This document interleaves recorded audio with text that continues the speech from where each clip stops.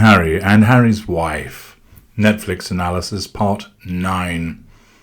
It would appear at this point Love Young Dream takes a little bit of a break because we move away from the so-called love story. Perhaps this is the juncture at which it all gets hot and heavy and the spicy poontang gets doled out and therefore isn't suitable for the relevant rating for Netflix. All of the I'm crazy about him and she's the one for me and all the world needs to know about it after 2 dates seems to be put to one side, and instead we then get a succession of individuals, rather dry individuals it has to be said. James Holt, who's the executive director of the Archwell Foundation, Afua Hirsch, a journalist, Robert Hazel, who's an author, The Role of Monarchy in Modern Democracy. They all basically talk about the monarchy, talk a bit about the Queen's reign, talking about the need to modernise. Hazel tells us that the popularity of the royal family regularly gets ratings sort of 60 to 80%, which are popularity ratings that politicians would die for, and they make 2,000 to 3,000 royal visits a year, and that it is necessary to maintain this popularity that the press offices pump out good publicity for them. So, in order, by way of a bit of a filler, we're told something about the existence of the monarchy. Nothing particularly new there. We then jump to Switzerland in 1995, and this is when the foreshadowing starts. This is all about, of course, creating the idea of the beast that is the media. That hungry, horrible apparatus that's there to destroy lives. Not, of course, the one that Harry's wife has continued to embrace, albeit on her terms, through regular PR puff pieces. A media that's so horrible that causes a shriek, I require privacy, or perhaps done with more vocal fry, and then, of course, do anything but exhibit privacy by courting the media left, right, and centre. Of course, a typical narcissist, if the media isn't saying what she wants, it's a threat to control, and therefore the media is horrible. It's painted black.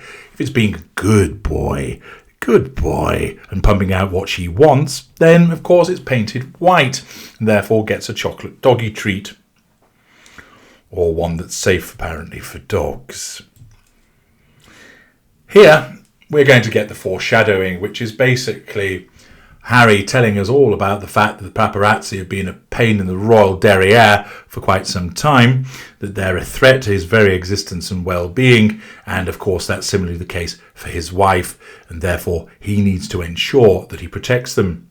So we're taken back in time to Switzerland 1995, where William, Harry, Beatrice and Eugenie are on the ski slopes, and Harry explaining the paparazzi used to harass us to the point where we were forced into smiling. And that made me feel uncomfortable. Dear, poor Harry.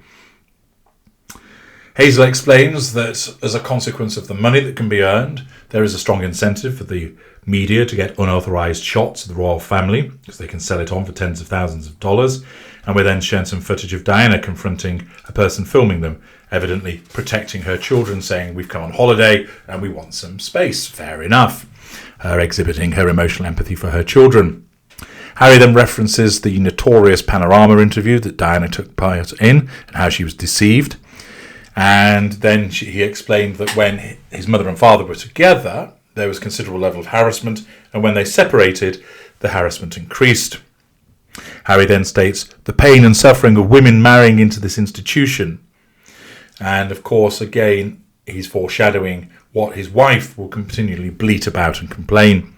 And he explained, how could I find someone able to withstand all the baggage that comes with being me?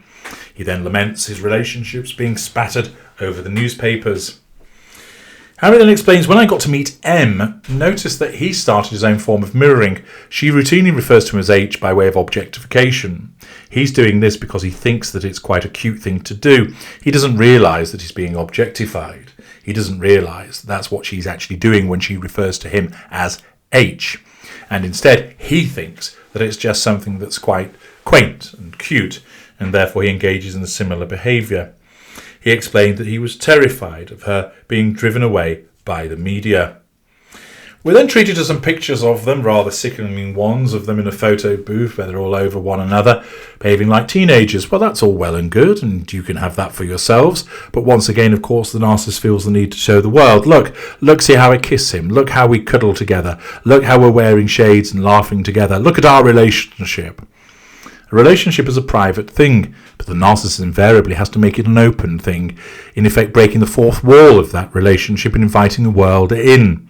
Because it's necessary to control the rest of the world by using that relationship and to control the relationship with the rest of the world. The concept of privacy is alien to that of the relationship with the narcissist.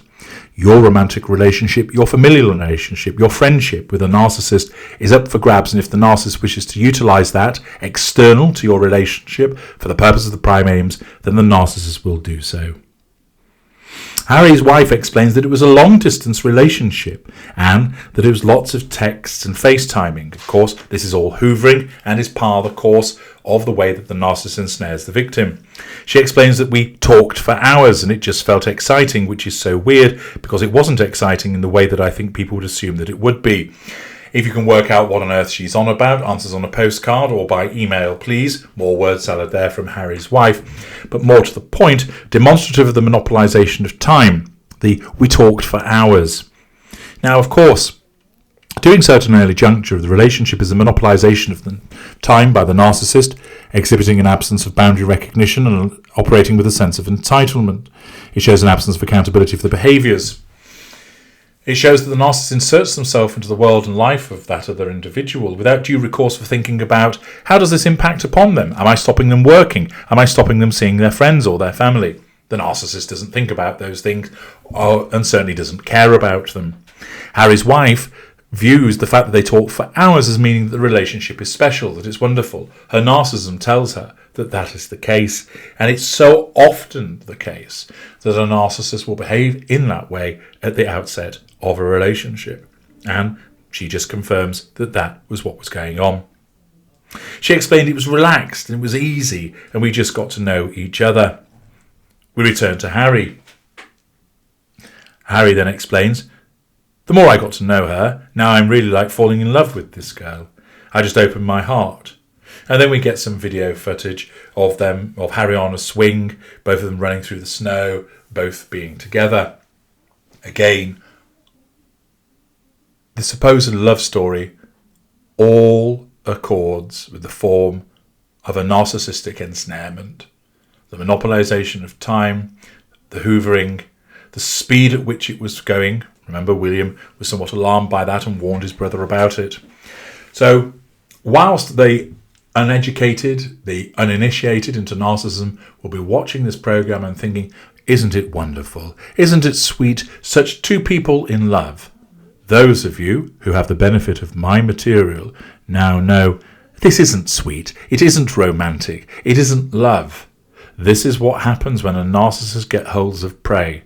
This is what happens when an unaware, unassuming victim affected by emotional thinking goes off the charts in terms of believing they found somebody wonderful. Many of you watching this video haven't had to deal with narcissism. A lot of you have. And those of you who have will recognise what I'm talking about in terms of the dynamic that occurs. Too many people will watch this series and think, it's wonderful, they're so in love, isn't it romantic how they got together? And that's what makes it so easy for my kind to carry on doing what we're doing. Because rather than see it for what it actually is, the ensnarement by the narcissist, they ascribe other values to it, allowing us to fit in under the auspices of something called romance. Let's find out what more awaits us as we continue to wade through this episode. I'm H.G. Tudor. Thank you for listening.